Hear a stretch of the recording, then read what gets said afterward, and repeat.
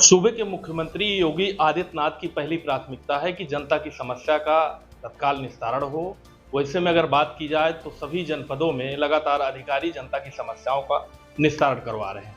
मेरे साथ इस वक्त खास बातचीत करने के लिए प्रतापगढ़ सदर की एसडीएम नैन्सी सिंह जी हैं, जो लगातार जनता की समस्या सुनकर निस्तारण करवा रही हैं। मैडम, जिस तरीके से शासन की मंशा है कि लगातार जनता की समस्याएं में बिना देरी के उनका निस्तारण करवा जाए, तो किस तरीके से आप निस्तारण करवा रहे हैं?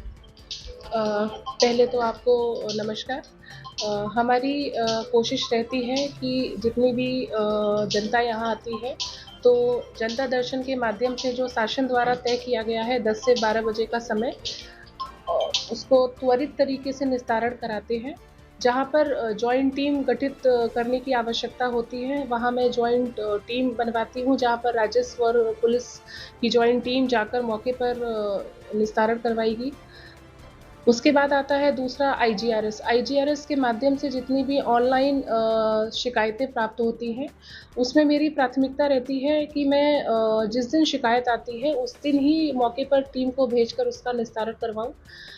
जो भी शिकायतें ऐसी होती हैं जो रिपीटेड कंप्लेंट्स होती हैं, मतलब शिकायत मान लीजिए दूसरी या तीसरी बार आ रही है, ऑफलाइन के माध्यम से आ गई या आईजीआरएस पोर्टल के माध्यम से आ गई, जन सुनवाई पोर्टल पे आ गई, डीएम साहब के पोर्टल पे आ गई, या मुख्यमंत्री संदर्भ जो होते हैं, उसमें मैं स्वयं कोशिश करती हूँ कि मौके पर जाऊँ और उसका निस्तारण त्वरित तरीके से करवाती हूँ।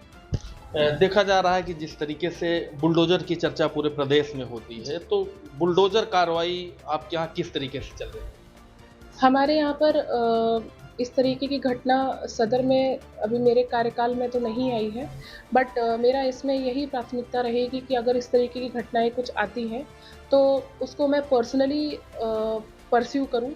और जैसे शिकायतें कभी-कभी आती हैं कि कहीं पर अवैध खनन हो रहा है, तो उसमें मेरी प्राथमिकता रहती है कि जिसने भी शिकायत करी है उससे प्रॉपर कम्युनिकेशन स्थापित करते हुए पुलिस के माध्यम से वहाँ पर मौके पर टीम जाए और जो भी अपराधी हैं उन पे कड़ी कार्यवाही हो, ताकि एक समाज में मैसेज भी जाए कि इस तरीके की जो घटनाएँ हैं वो बिल्कुल भी बर्दाश्त नहीं की जाएगी।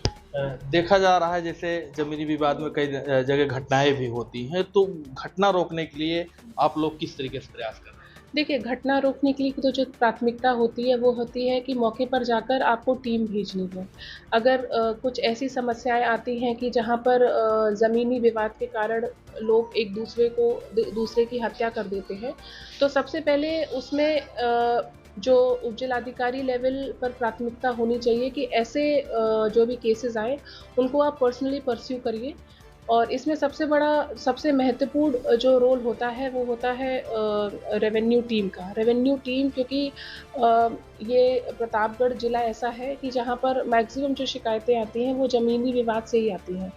तो इसमें मेरी पूरी कोशिश रहती है कि कोई भी ऐसा अगर कहीं पर घटना आती है, तो मैं उसका स्वयं निरीक्षण करूँ, तहसीलदार के माध्यम से करवाऊँ या नायब तहसीलदार लेवल के जो अधिकारी रहते हैं उनको मैं मौके पर भेजूँ। तो प्राथमिकता मेरी यही है। देखा गया पिछले दिनों प्रतापगढ़ में कि कई होटलों में कुछ घटनाएँ भी हुई, तो उसमें आपने किस तरीके से एक्शन लिया? मैंने देखिए उसमें एक्शन लिया कि उसमें भी जॉइंट टीम ही बनी थी जिसमें मजिस्ट्रेट और पुलिस को नामित किया गया था।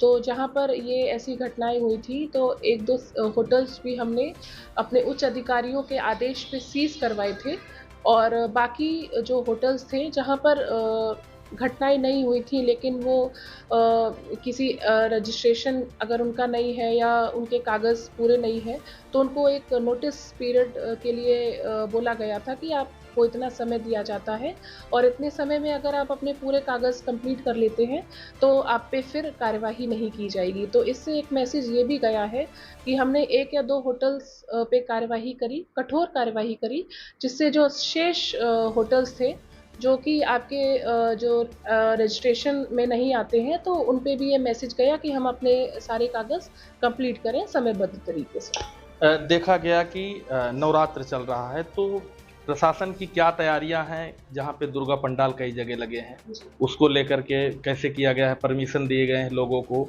उसको लेकर क्या सुरक्षा व्यवस्था है और क्या तैयारियां हैं? मेरी इसमें तैयारी यही है क्योंकि 22 सितंबर से अभी आपके चैत्र के नवरात्र शुरू हो रहे हैं और यहाँ पर प्रतापगढ़ में एक बहुत बड़ा मेले का आयोजन किया जाता है, भरत मिलाप का।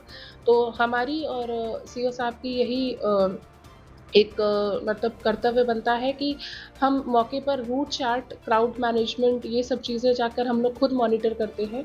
जैसे आज ही मैंने अभी ईओ नगर पालिका, मैं और सीओ साहब तीनों की जॉइंट टीम एक गठित की है, जिसमें हम लोग जो विसर्जन समिति है उनके साथ मौके पर जाएंगे और ये देखेंगे कि कहाँ पर मतलब विसर्जन जैसी समस्याएं हैं, क्योंकि ज़्यादातर मात्रा में मूर्ति विसर्जन की जाएगी, तो उसको मतलब ईज़िली तरीके से और प्रॉपर तरीके से हम कंडक्ट करवा सकें।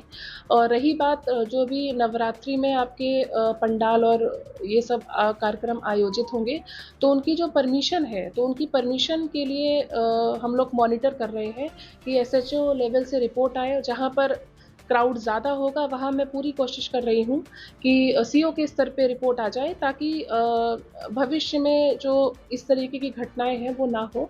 और उसकी जो परमिशन है, क्योंकि एसडीएम कार्यालय से ही जारी होती है, तो उसमें काफ़ी बिंदुएं हैं, हम लोग उसको पहले प्रॉपरली मॉनिटर करते हैं और टीम से बात कर लेते हैं, उसके बाद ही परमिशन जारी करते हैं। ये थी मेरे साथ सदर की एसडीएम नैन्सी सिंह जी, जो लगातार बता रहे हैं कि शासन की मंशा के अनुरूप लगातार जनता की समस्याओं का निस्तारण किया जा रहा है और नवरात्र के इस पर्व पे लगातार जो है प्रशासन की पैनी नज़र बनी हुई है। Keshav Pandey, news India, Pratapgarh.